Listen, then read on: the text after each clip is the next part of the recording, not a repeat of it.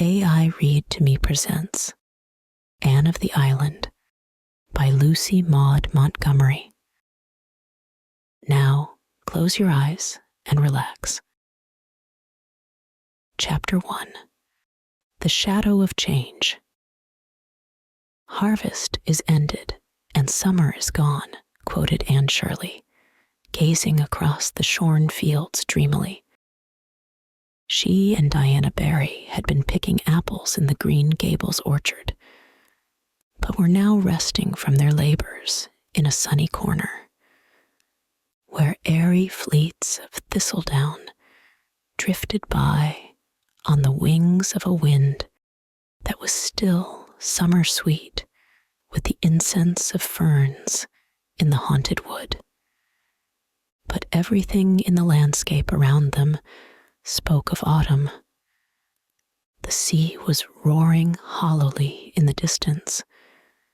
The fields were bare and sere, scarfed with goldenrod. The brook valley below Green Gables overflowed with asters of ethereal purple, and the lake of shining waters was blue, blue, blue. Not the changeful blue of spring, nor the pale azure of summer, but a clear, steadfast, serene blue, as if the water were past all moods and tenses of emotion, and had settled down to a tranquility unbroken by fickle dreams. "It has been a nice summer," said Diana, twisting the new ring on her left hand with a smile. And Miss Lavendar's wedding seemed to come as a sort of crown to it. "I suppose Mr. and Mrs. Irving are on the Pacific coast now. It seems to me they have been gone long enough to go around the world," sighed Anne. "I can't believe it is only a week since they were married. Everything has changed. Miss Lavendar and Mr. and Mrs. Allen gone. How lonely the manse looks, with the shutters all closed. I went past it last night, and it made me feel as if everybody in it had died. We'll never get another minister as nice as Mr. Allen," said Diana, with gloomy conviction. "I suppose we'll have all kinds of supplies this winter, and half the Sundays no preaching at all. And you and Gilbert gone. It will be awfully dull." "Fred will be here," insinuated Anne slyly. "When is Mrs. Lynde going to move up?" asked Diana, as if she had not heard Anne's remark. "Tomorrow. I'm glad she's coming, but it will be another change. Marilla and I cleared everything out of the spare room yesterday.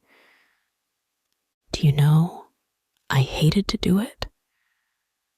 Of course, it was silly, but it did seem as if we were committing sacrilege. That old spare room has always seemed like a shrine to me.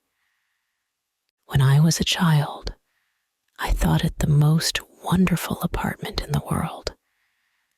You remember what a consuming desire I had to sleep in a spare room bed. But not the Green Gables spare room. Oh no, never there. It would have been too terrible. I couldn't have slept a wink from awe. I never walked through that room when Marilla sent me in on an errand. No, indeed, I tiptoed through it and held my breath, as if I were in church, and felt relieved when I got out of it. The pictures of George Whitefield and the Duke of Wellington hung there, one on each side of the mirror, and frowned so sternly at me all the time I was in, especially if I dared peep in the mirror, which was the only one in the house that didn't twist my face a little. I always wondered how Marilla dared house clean that room. And now it's not only cleaned, but stripped bare. George Whitefield and the Duke have been relegated to the upstairs hall. So passes the glory of this world, concluded Anne, with a laugh in which there was a little note of regret. It is never pleasant to have our old shrines desecrated, even when we have outgrown them. I'll be so lonesome when you go, moaned Diana for the 100th time. And to think you go next week. But we're together still, said Anne cheerily. We mustn't let next week rob us of this week's joy. I hate the thought of going myself. Home and I are such good friends. Talk of being lonesome. It's I who should groan. You'll be here with any number of your old friends. And Fred, while I shall be alone among strangers, not knowing a soul, except Gilbert.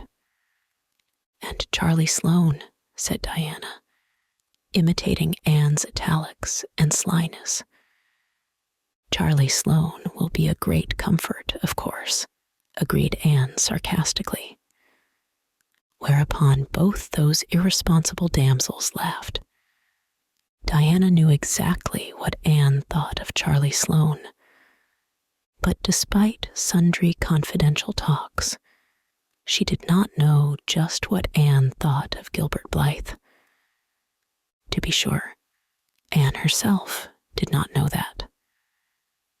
The boys may be boarding at the other end of Kingsport, for all I know, Anne went on.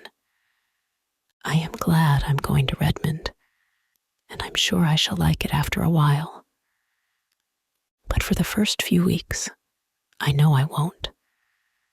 I shan't even have the comfort of looking forward to the weekend visit home, as I had when I went to Queen's. Christmas will seem like 1,000 years away. Everything is changing. Or going to change, said Diana sadly. I have a feeling that things will never be the same again, Anne. We have come to a parting of the ways, I suppose, said Anne thoughtfully. We had to come to it. Do you think, Diana, that being grown up is really as nice as we used to imagine it would be when we were children? I don't know. There are some nice things about it, answered Diana, again caressing her ring with that little smile, which always had the effect of making Anne feel suddenly left out and inexperienced. But there are so many puzzling things, too. Sometimes I feel as if being grown up just frightened me. And then I would give anything to be a little girl again. I suppose we'll get used to being grown up in time, said Anne cheerfully. There won't be so many unexpected things about it, by and by. Though, after all, I fancy it's the unexpected things that give spice to life. We're 18, Diana. In 2 more years, we'll be 20. When I was 10, I thought 20 was a green old age. In no time, you'll be a staid, middle-aged matron, and I shall be nice, old maid Aunt Anne, coming to visit you on vacations.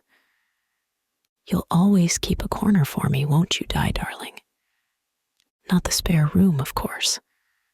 Old maids can't aspire to spare rooms, and I shall be as humble as Uriah Heep, and quite content with a little over the porch, or off the parlor cubbyhole. What nonsense you do talk, Anne, laughed Diana. You'll marry somebody splendid and handsome and rich, and no spare room in Avonlea will be half gorgeous enough for you. And you'll turn up your nose at all the friends of your youth. That would be a pity. My nose is quite nice, but I fear turning it up would spoil it, said Anne, patting that shapely organ. I haven't so many good features that I could afford to spoil those I have. So, even if I should marry the king of the Cannibal Islands, I promise you, I won't turn up my nose at you, Diana." With another gay laugh, the girls separated, Diana to return to Orchard Slope, Anne to walk to the post office. She found a letter awaiting her there, and when Gilbert Blythe overtook her on the bridge over the Lake of Shining Waters, she was sparkling with the excitement of it. "Priscilla Grant is going to Redmond, too," she exclaimed. "Isn't that splendid?" I hoped she would, but she didn't think her father would consent. He has, however, and we're to board together. I feel that I can face an army with banners, or all the professors of Redmond in one fell phalanx, with a chum like Priscilla by my side. "I think we'll like Kingsport," said Gilbert.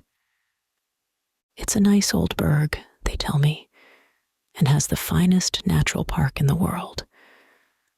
I've heard that the scenery in it is magnificent.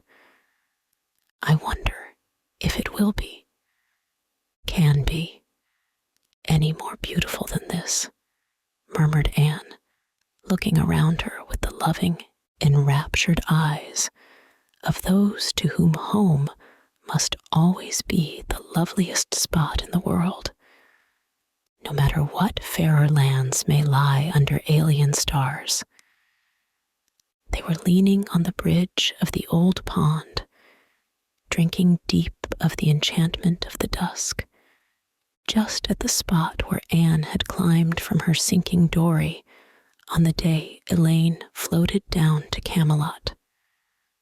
The fine empurpling dye of sunset still stained the western skies, but the moon was rising, and the water lay like a great silver dream in her light. Remembrance wove a sweet and subtle spell over the two young creatures. "You are very quiet, Anne," said Gilbert at last. "I'm afraid to speak or move for fear all this wonderful beauty will vanish just like a broken silence," breathed Anne. Gilbert suddenly laid his hand over the slender white one lying on the rail of the bridge. His hazel eyes deepened into darkness. His still, boyish lips opened to say something of the dream and hope that thrilled his soul. But Anne snatched her hand away and turned quickly. The spell of the dusk was broken for her. "I must go home," she exclaimed, with a rather overdone carelessness. "Marilla had a headache this afternoon, and I'm sure the twins will be in some dreadful mischief by this time. I really shouldn't have stayed away so long." She chattered ceaselessly and inconsequently until they reached the Green Gables lane. Poor Gilbert hardly had a chance to get a word in edgewise. Anne felt rather relieved when they parted. There had been a new, secret self-consciousness in her heart with regard to Gilbert, ever since that fleeting moment of revelation in the garden of Echo Lodge. Something alien had intruded into the old, perfect, school-day comradeship, something that threatened to mar it. "I never felt glad to see Gilbert go before," she thought, half resentfully, half sorrowfully, as she walked alone up the lane. "Our friendship will be spoiled if he goes on with this nonsense. It mustn't be spoiled. I won't let it. Oh, why can't boys be just sensible?" Anne had an uneasy doubt that it was not strictly sensible that she should still feel on her hand the warm pressure of Gilbert's, as distinctly as she had felt it for the swift second his had rested there, and still less sensible that the sensation was far from being an unpleasant one, very different from that which had attended a similar demonstration on Charlie Sloane's part, when she had been sitting out a dance with him at a White Sands party 3 nights before. Anne shivered over the disagreeable recollection. But all problems connected with infatuated swains vanished from her mind when she entered the homely, unsentimental atmosphere of the Green Gables kitchen, where an 8-year-old boy was crying grievously on the sofa. "What is the matter, Davy?" asked Anne, taking him up in her arms. "Where are Marilla and Dora?" "Marilla's putting Dora to bed," sobbed Davy, "and I'm crying 'cause Dora fell down the outside cellar steps, heels over head, and scraped all the skin off her nose, and—" "Oh, well, don't cry about it, dear. Of course, you are sorry for her, but crying won't help her any. She'll be all right tomorrow. Crying never helps anyone, Davy boy, and I ain't crying 'cause Dora fell down cellar," said Davy, cutting short Anne's well-meant preachment with increasing bitterness. "I'm crying 'cause I wasn't there to see her fall. I'm always missing some fun or other, seems to me." "Oh, Davy!" Anne choked back an unholy shriek of laughter. "Would you call it fun to see poor little Dora fall down the steps and get hurt?" "She wasn't much hurt," said Davy defiantly. "Course, if she'd been killed, I'd have been real sorry, Anne. But the Keiths ain't so easy killed. They're like the Blewetts, I guess." Herb Blewett fell off the hayloft last Wednesday and rolled right down through the turnip chute into the box stall, where they had a fearful, wild cross horse, and rolled right under his heels. And still he got out alive, with only 3 bones broke. Mrs. Lynde says there are some folks you can't kill with a meat axe. Is Mrs. Lynde coming here tomorrow, Anne? "Yes, Davy, and I hope you'll be always very nice and good to her." "I'll be nice and good. But will she ever put me to bed at nights, Anne?" "Perhaps." "Why?" "'Cause," said Davy very decidedly, "if she does, I won't say my prayers before her like I do before you, Anne." "Why not?" "'Cause I don't think it would be nice to talk to God before strangers, Anne. Dora can say hers to Mrs. Lynde if she likes, but I won't. I'll wait till she's gone and then say 'em. Won't that be all right, Anne?" "Yes, if you are sure you won't forget to say them, Davy boy." "Oh, I won't forget, you bet. I think saying my prayers is great fun, but it won't be as good fun saying them alone as saying them to you. I wish you'd stay home, Anne. I don't see what you want to go away and leave us for. I don't exactly want to, Davy, but I feel I ought to go. If you don't want to go, you needn't. You're grown up. When I'm grown up, I'm not going to do one single thing I don't want to do, Anne. All your life, Davy, you'll find yourself doing things you don't want to do." "I won't," said Davy flatly. "Catch me. I have to do things I don't want to now 'cause you and Marilla'll send me to bed if I don't. But when I grow up, you can't do that, and there'll be nobody to tell me not to do things. Won't I have the time? Say, Anne, Milty Boulter says his mother says you're going to college to see if you can catch a man." "Are you, Anne?" I want to know." For a second, Anne burned with resentment. Then she laughed, reminding herself that Mrs. Bolter's crude vulgarity of thought and speech could not harm her. "No, Davy, I'm not. I'm going to study and grow and learn about many things." "What things?" "Shoes and ships and sealing wax and cabbages and kings," quoted Anne. "But if you did want to catch a man, how would you go about it?" "I want to know," persisted Davy, for whom the subject evidently possessed a certain fascination. "You'd better ask Mrs. Bolter," said Anne thoughtlessly. "I think it's likely she knows more about the process than I do." "I will, the next time I see her," said Davy gravely. "Davy, if you do," cried Anne, realizing her mistake. "But you just told me to," protested Davy, aggrieved.